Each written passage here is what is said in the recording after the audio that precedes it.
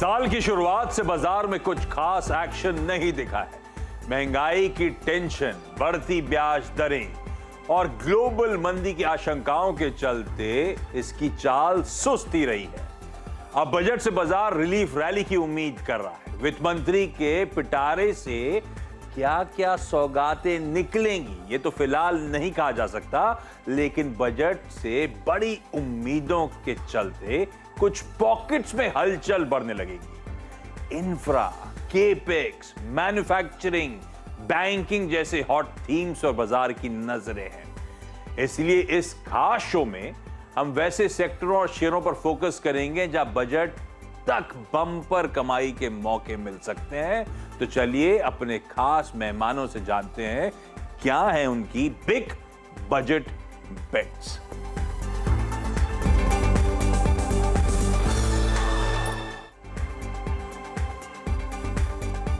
Union budget 2023 हमारे सामने खड़ा है। बुधवार 1 फरवरी सुबह 11 बजे फाइनेंस मिनिस्टर निर्मला सीतारमण अपनी इस सरकार का लास्ट फुल बजट पेश करने जा रही हैं और सबकी ढेरों उम्मीदें हैं।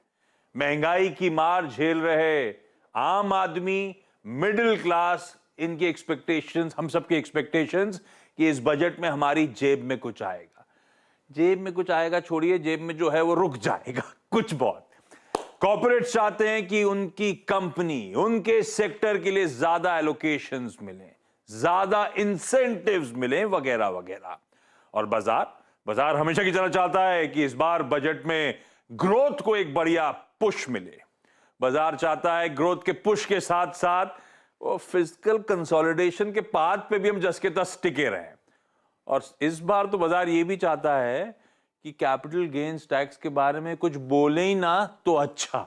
सबके अपने होगा क्या, ये तो जब 1 फरवरी का बजट डोल आउट होगा तब एक्चुअली क्लैरिटी आएगी, तब पता चलेगा क्या निकल के आने वाला है।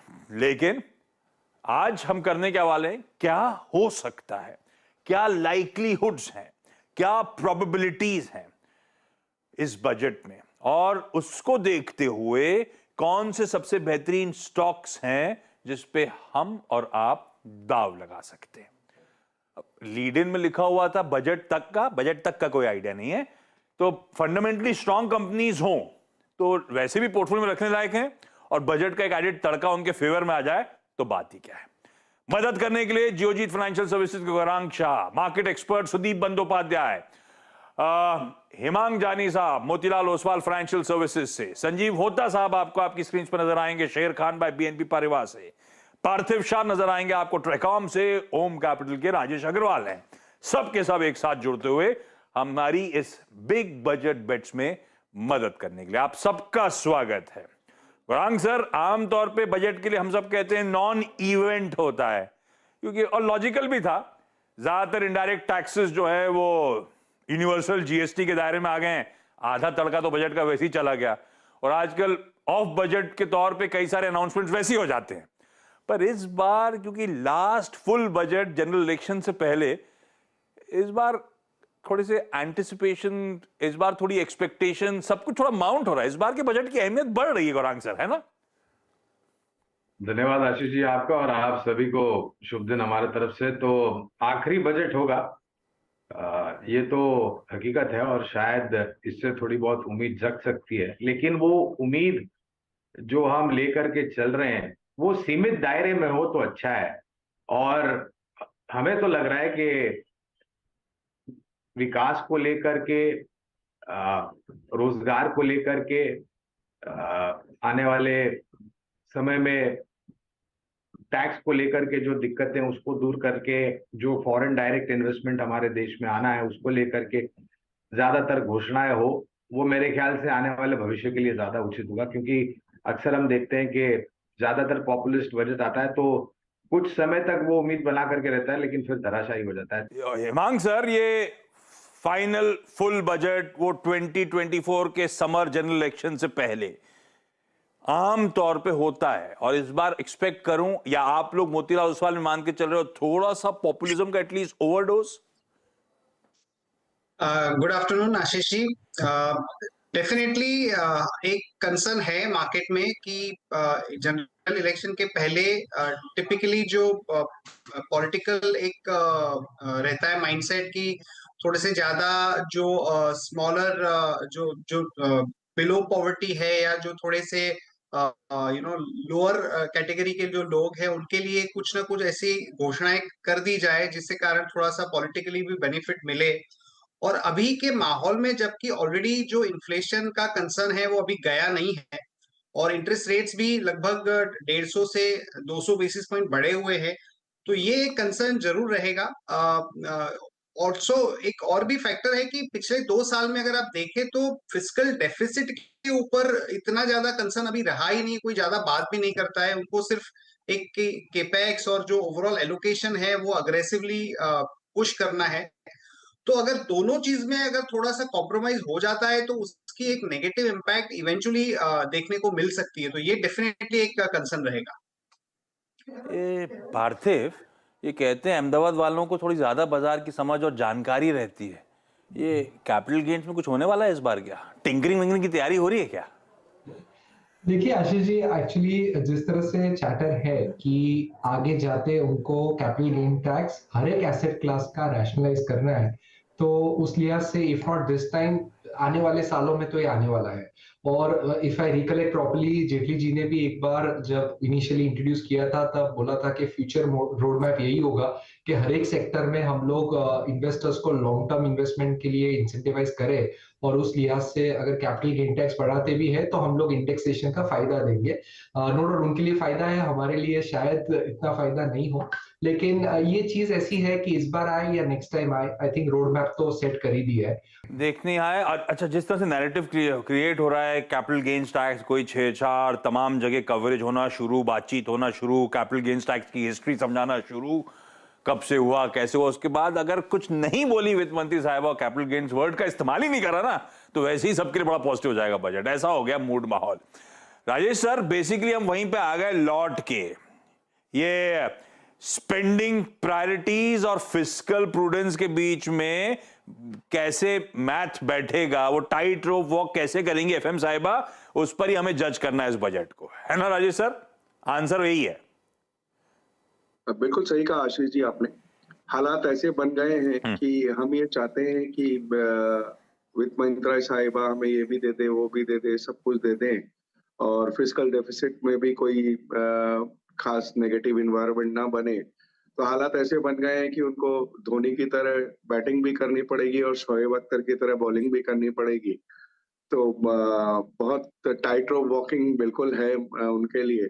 मीट करना सबकी एक्सपेक्टेशन संभव नहीं होगा, और एंड में फिस्कल कंसोलिडेशन, उस टाइट रोप वॉक पे चलना बहुत जरूरी है। देखते हैं फिस्कल डेफिसिट का आंकड़ा, देखते हैं बजट मैथ कैसी पैन आउट होती है। वो इंटरनल्स पे तो इस बाजार आवाज का पैनल हमेशा है, ये बाजार के जाने माने एक्सपर्ट जो हमारे साथ अभी दिख रहे हैं हमारी हमेशा मदद करते ही रहेंगे, तो बजट डिकोड करने के लिए ये सब मौजूद होंगे। लेकिन मैं बेसिक आइडिया है बिग बजट बेट्स का, कौन सी की थीम, क्या अनाउंसमेंट्स 1 फरवरी का वेटेड, और कौन सा स्टॉक सबसे बढ़िया लगता है। होता साहब से शुरू कर रहा हूं। होता सर, शेर खान या बीएनपी पारिबा, क्या मान रहा है, क्या की थीम होगी, कहां एफएम साहिबा अनाउंसमेंट करती हुई नजर आएंगी, और आपका सबसे प्रेफर्ड एक बजट पिक? अच्छा, बजट में अनाउंसमेंट ना भी फेवर में आए तो भी फंडामेंटली स्ट्रांग, मैं फंसूंगा नहीं, अगले 12 महीने के टाइम फ्रेम में वो कंपनी कंफर्टेबल है, अच्छे वैल्यूएशंस पे बढ़िया बिजनेस है, लॉजिक ये है। जी, गुड आफ्टरनून आशीष जी। मुझे लग रहा है ये हाई प्रोबेबिलिटी जो है वो है इंफ्रास्ट्रक्चर, यहाँ से तो गवर्नमेंट का फोकस हटेगा नहीं। जो स्टॉक इसमें जो मुझे पसंद है अभी वो है पीएनसी इंफ्रा। ये डुअल एडवांटेज है इसके लिए, एक तो बेनिफिट इसको मिलेगा रोड प्रोजेक्ट का और वाटर प्रोजेक्ट का, जो कि जल जीवन मिशन है। कंपनी के पास एक स्ट्रॉन्ग ऑर्डर बुक है 19,000 करोड़ का, जो कि ऑलमोस्ट 2.8 टाइम्स टीटीएम रेवेन्यू है। एसेट मोनेटाइजेशन करने वाला है तो बैलेंस शीट में उसके जो डेट है और नीचे आने वाले हैं, तो वो भी एक फायदा है कंपनी का, क्योंकि बैलेंस शीट लाइट हो जाएगा। वैल्यूएशन की बात करें तो अभी भी ये 12.6 टाइम्स और 11.7 टाइम्स ट्रेड हो रहा है FY24 और FY25 के ईपीएस पे, तो बहुत ही रीजनेबल वैल्यूएशन है। तो यहाँ पे एक बाय की सलाह रहेगी with the target price of 360। पहला स्टॉक आपकी स्क्रीन पे रखिए, पीएनसी इंफ्रा को रडार पे।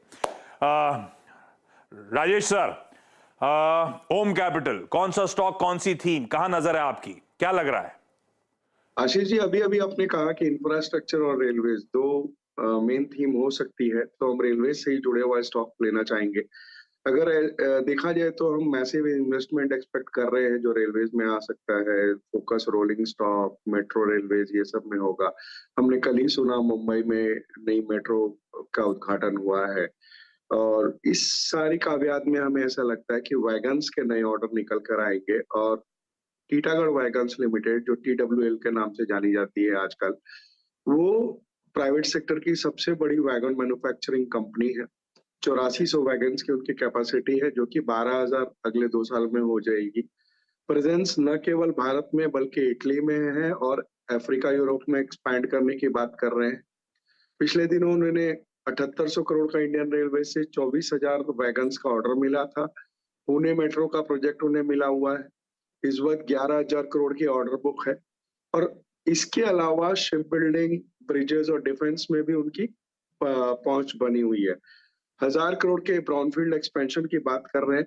मुझे लगता है कि जिस तरीके से रेलवे में फोकस है, खास करके मेट्रो ट्रेन के ऊपर, अगर नहीं भी कुछ आता है बजट में, तो भी मध्यम से लंबी अवधि में ये स्टॉक 250 रुपए के टारगेट के साथ खरीदारी की जा सकती है। बढ़िया। अरे यार, आपकी तबीयत खराब हुई तो बहुत टाइम हो गया, गला खराब हुए। हमारी हफ्ते भर पहले से ज्यादा पहले बात हुई थी, अभी तक ठीक ही नहीं हो रहा। अभी भी वही हाल है सर। ये आपको ना बर्फ के बिना चलना चाहिए थोड़े दिन। टीटागढ़ वैगन्स है ओम कैपिटल की preferred budget pick. Himang sir, Motilal Oswal कहां पे दाव लगा रहा है सर? एक स्टॉक, एक थीम पकड़नी हो तो कौन सी है? आशीष जी, डिफेंस कम ऑटो का स्टॉक हमें पसंद है, भारत फोर्ज। और डेफिनेटली बजट में तो उसका एक इम्पोर्टेंस रहेगा ही। और ओवरऑल अगर आप देखें तो भारत फोर्ज ने पिछले 10 साल में लगभग 45 बिलियन रुपीस अलग अलग बिजनेसेस में इन्वेस्ट किए हैं, चाहे वो ईवी कंपोनेंट हो, या डिफेंस हो, लाइट वेटिंग हो। और ये सारा जो इन्वेस्टमेंट है वो होने के बाद अभी एक ऐसे स्टेज पे कंपनी आ चुकी है जहां पे कि हार्वेस्टिंग का फेज चालू हो रहा है। तो अभी रिसेंटली कंपनी का एक मैनेजमेंट कॉन कॉल हुआ था और बहुत ही क्लियरली समझ में आ रहा है कि ये जो सारे बिजनेसेस है उसकी जो कंट्रीब्यूशन है वो काफी बढ़ने वाली है और बिजनेसेस मार्जिन एक्रेटिव है। तो भारत फोर्ज हमें लगता है कि बजट और बजट के अलावा भी एक ऐसा स्टॉक है जहां पे अगले 2-3 साल में दाव लगाया जा सकता है। और हमें लगता है कि ये 15 to 18% kind of CAGR return दे सकता है। भारत फोर्ज डिफेंस और ऑटो की एक बढ़िया पिक, ठीक है। और इन्होंने लास्ट टाइम मेंशन भी करा था, बाबा कल्याणी जब इस चैनल पे आए थे, इस नेटवर्क से बातचीत हुई थी, तो ये भी मेंशन हुआ था कि अब वो न्यू एज बिजनेसेस से कंट्रीब्यूशन बढ़ने का समय है, जिसकी बात अभी हिमांग सर कर भी रहे हैं। तो वो डिफेंस रिलेटेड वो सब कॉन्ट्रीब्यूशंस अब यहां से पिकअप करने चाहिए। मिक्स चेंज होगा इस कंपनी का, इवॉल्व होगा, इस तरह से कॉन्फिडेंस इंफ्यूज कर रहे थे। रखिए भारत फोर्ज को रडार पे, एक बढ़िया फंडामेंटल वाली पिक आपकी स्क्रीन पे। हमने पानी की बात कर ली, उस पे स्पेंड्स बढ़ेंगे, इंफ्रा पे स्पेंड्स बढ़ेंगे, रेलवे पे स्पेंड्स बढ़ेंगे, हो सकता है लोकेशन डिफेंस रिलेटेड बढ़ता हुआ नजर आए और उनसे जुड़ी बढ़िया बढ़िया स्टॉक्स की चर्चा होगी। पार्थिव, ट्रेकॉम कौन से स्टॉक रडार पे रख के चल रहा है? देखिए आशीष जी, डेफिनेटली एक कंसेंसस व्यू तो है ही कि इंफ्रा मैन्युफैक्चरिंग ये सबसे बड़ा इम्पेटस रहेगा गवर्नमेंट के लिए। और लास्ट बजट में भी काफी हाइलाइट्स हुए थे, उसके बाद भी हमने देखा कि रिलेटेड टू PLI स्कीम और रिलेटेड लॉट ऑफ अनाउंसमेंट, और सबसे ज्यादा इंपॉर्टेंट है even disinvestment of certain government assets. तो हमारे बाकी गेस्ट ने बहुत सारे अच्छे शेयर्स बताए हैं। तो मेरा ऐसा मानना है कि when we are talking about huge EXIM trade, तो ये अच्छे पोर्ट्स के बिना ये पॉसिबल नहीं है। और पोर्ट्स भी आई थिंक एक ऐसा सेक्टर है जहाँ पे बहुत अच्छा ट्रैक्शन आने वाला है। तो हमने Adani ports and SEZ select किया एज अ स्टॉक। एक सिंपल रैशनल है कि इंडिया की सबसे largest private port operating company है, करीबन 12 पोर्ट्स ऑपरेट करते हैं और अराउंड 538 मिलियन मेट्रिक टन का कार्गो हैंडलिंग करते हैं। कि government is very much keenly looking to divest container corporation. तो अदानी ग्रुप ने ऑलरेडी अनाउंस किया है कि उनका फोरे रहेगा ऐसी स्ट्रेटेजिक एसेट्स को पिकअप करने में। तो ओवरऑल जब हम इंडिया की GDP बढ़ने की बात करते हैं, इतना सारा गवर्नमेंट का फोकस इन इंफ्रास्ट्रक्चर और मैन्युफैक्चरिंग की बात करते हैं, तो इसका डायरेक्ट प्रॉक्सी प्ले हमें लग रहा है कि पोर्ट सेक्टर हो सकता है, और उसमें अदानी पोर्ट ये वैल्यूएशन से हमें काफी कंफर्टेबल लग रहा है। बहुत बढ़िया। रखिए अदानी पोर्ट्स, सब इंफ्रा की तरफ ही चैनलाइज हो रहा है पैसा और ideas. Adani port and special economic zone, largest port operator, capacity underutilised है, आगे अच्छा फायदा मिलता हुआ नजर आएगा। रखिए इस स्टॉक को भी रडार पे। मैं सारे जो बेहतरीन पिक्स आ रहे हैं उनका रिकैप करूंगा। आप लोग इंतजार कर रहे होंगे गौरांग सर की पिक का, आप लोग इंतजार कर रहे होंगे सुदीप सर की पिक का। एक काम कर रहा हूं, मैं भी इंतजार करूंगा, छोटे से ब्रेक के उस पार जब लौटूंगा तो इन दोनों से इनकी बजट बेट्स लूंगा। ब्रेक के बाद आपका स्वागत है। हम बातचीत कर रहे हैं, हर साल हम पेशकश लेकर आते हैं कुछ बेहतरीन स्टॉक पिक्स की उस इंपॉर्टेंट बजट अनाउंसमेंट से पहले, और इस बार के बजट की अहमियत ज्यादा है क्योंकि आखिरी फुल बजट है मोदी 2.0 का। तो ऐसे में कौन से स्टॉक्स, कोई अपॉर्चुनिटी मिस नहीं होनी चाहिए, कौन सी की थीम्स हैं, कौन से स्टॉक्स रडार पे हैं, उस पर चर्चा हो रही है। मैं रैप अप करूंगा अब तक जो चर्चा हुई है, लेकिन दो इंटरेस्टिंग पिक्स अभी आना बची हुई है, सबको दिखाइए स्क्रीन पे। और सबसे पहले जा रहा हूं अब मैं गौरांग सर के पास। गौरांग सर, जियोजीत की सबसे प्रेफर्ड पिक, सबसे प्रेफर्ड थीम भी कौन सी? तो आशीष जी, हमने वित्तीय क्षेत्र को चुना है, बैंकिंग को, और इसका कारण बहुत ही स्पष्ट और सरल है। ऋण की मांग को लेकर के निरंतर सुधार हो रहा है, और ये पिछले आंकड़े तो दिखा रहे थे, लेकिन हाल फिलहाल के जो एडवांस डिपॉजिट और कासा के आंकड़े आए वो भी काफी उत्साहजनक और प्रोत्साहनजनक थे। दूसरी तरफ ग्रॉस और नेट एनपीएस निरंतर नीचे जा रहे हैं, जिसके कारण प्रोविजनिंग नीचे हो रही, और वहां पर सुधार हो रहा है, बैलेंस शीट में सुधार हो रहा है। और नेट इंटरेस्ट इनकम और मार्जिन को लेकर के भी काफी मजबूत आंकड़े हमने आते हुए देखे। पहली तिमाही के नहीं, लेकिन इस तिमाही के जो तीसरी तिमाही के आंकड़े अभी जो जितने भी छोटी मध्यम या बड़ी बैंक के आंकड़े आए वहां पर हमने सुधार आते हुए देखा है। सरकारी जो सूचकांक है बैंकों का, उसने सबसे बेहतरीन रिटर्न पिछले साल खड़ा करके दिया। ये आने वाले में समय में और भी सुधार आता हुआ देखा। हमारा विकल्प है मझौली बैंक, सरकारी कैनरा बैंक। 320-24 के आसपास मेरे ख्याल से मौजूदा स्तर चल रहा है, जब पिछली बारी मेरी नजर पड़ी थी। अगर आपका लंबी अवधि का नजरिया है तो मुझे लग रहा है कि 400-420 तक के लक्ष्यांक आपको बहुत ही सरलता से मिल जाएंगे। सिर्फ एक ही राय होगी कि पूरी ताकत लगा करके निवेश न करें, शुरुआत करें और गिरावट पर और जुड़ते जाएं। ठीक है, अच्छी रिलेटिंग भी हुई है उन स्टॉक्स की ऑफ लेट, रोल लेवल से बढ़िया रिकवरी दिखा रहे हैं, तो एक मुश्त नहीं, स्टैगर्ड वे में गिरावट में एक्यूमुलेट करने के मौके ढूंढने, आपके लिए रिस्क रिवॉर्ड ज्यादा बेहतर बैठेगा। कैनरा बैंक अट्रैक्टिव लगता है, 420 तक के लक्ष्य आसानी से हासिल होते हुए नजर आएंगे। सुदीप सर, आपकी प्रेफर्ड पिक? मेरा पसंद का स्टॉक बजट के लिए है लार्सन एंड टूब्रो। अपने इंडस्ट्री और सेक्टर का दिग्गज कंपनी है, और जो टेलविंड इस कंपनी के साथ है, बहुत ही तगड़ा टेलविंड है। कंस्ट्रक्शन इंफ्रास्ट्रक्चर पे सरकार का ध्यान होना आवश्यक लगता है, और प्राइवेट और पब्लिक केपेक्स बहुत ज़बरदस्त हो रहा है। और कंपनी स्पेसिफिक अगर बात करें, लार्सन टूब्रो का ऑर्डर बुक फुल है, एग्जीक्यूशन इंप्रूव हो रहा है, मार्जिन्स अच्छा हो रहा है, और इन्होंने बैलेंस शीट बहुत हद तक क्लीन कर लिया है। अनरिलेटेड जो एसेट्स थे, अनरिलेटेड एरियाज वहाँ से निकल चुके हैं, और अपना एफिशिएंसी बढ़ गया है। जो सब्सिडियरीज हैं वहाँ पे भी अच्छा कामकाज हो रहा है। और सबसे बड़ी बात है, जो सेक्टर में बहुत प्रॉब्लम था इनका, हाइड्रोकार्बन, वहाँ पे भी वेस्ट एशिया में केपेक्स बढ़ रहा है, इसके चलते वहाँ से भी तगड़ा ऑर्डर मिल रहा है। ओवरऑल 2500 का टारगेट रख के यहाँ पे निवेशक को हम खरीदारी की सलाह देते हैं। 2500 का लक्ष्य, लार्सन एंड टूब्रो, बढ़िया री-रेटिंग हो रही है, स्ट्रीट का कन्विक्शन बढ़ रहा है। तो इंफ्रा की इतनी चर्चा हुई, आ गया इंफ्रा स्पेस का दिग्गज स्टॉक आपकी स्क्रीन पे। क्विकली रैप अप कर रहा हूं। बिग बजट बेट्स, 6 बेहतरीन स्टॉक्स, रखिए इनको रडार पे। बजट में बढ़िया अनाउंसमेंट आते हुए नजर आएंगे, होपफुली। अदरवाइज भी फंडामेंटली बेहतरीन कंपनीज आपकी स्क्रीन पे, जो इवेंचुअली बढ़िया मुनाफा कमा के देने का दमखम रखती हैं। कौन कौन से? भारत फोर्स, कोई डिफेंस और ऑटो का बेट, पीएनसी इंफ्रा, स्कीम्स में और तवज्जो दिया जाए और खर्च करा जाए, ये कंपनी फायदा उठाएगी। टी टाइगर वैगन्स, वो रेलवेज रिलेटेड जो पैसा शायद डोल आउट होता हुआ नजर आए, उसका भरपूर फायदा मिलेगा, और वैसे भी बिजनेस अट्रैक्टिव हो चला है। Adani ports and special economic zone, leader है प्राइवेट सेक्टर में पोर्ट्स का, और धीरे धीरे कैपेसिटी जब ऑगर होंगी और बढ़ाएंगे और कैपेसिटी यूटिलाइजेशन बढ़ेंगे, अच्छा फायदा मिलना है। लार्सन एंड टूब्रो, इंफ्रा की इतनी चर्चा हुई पूरे शो में, स्पेस का दिग्गज मिस आउट हो रहा था। 2500 तक के टारगेट्स के लिए अभी भी लार्सन एंड टूब्रो अट्रैक्टिव। और फाइनली बैंक, सरकारी बैंक, कैनरा बैंक पर रखिए नजर, किसी भी गिरावट में एक्यूमुलेट करने के मौके, 420 तक के लक्ष्य ये भी इवेंचुअली हासिल करके देगा। दिखाइए सबको एक बार फिर से स्क्रीन पे। आप सबका जुड़ने के लिए, एक साथ लाइव और बढ़िया तरीके से सारी पिक्स देने के लिए थैंक यू सो मच। और आपको और हम सबको अब बजट के लिए बेस्ट विशेस और बेस्ट ऑफ लक। और नर्वसनेस तो होती है आमतौर पर बजट से पहले, लेकिन होपिंग सब बढ़िया रहेगा। On that note, thank you for watching the show.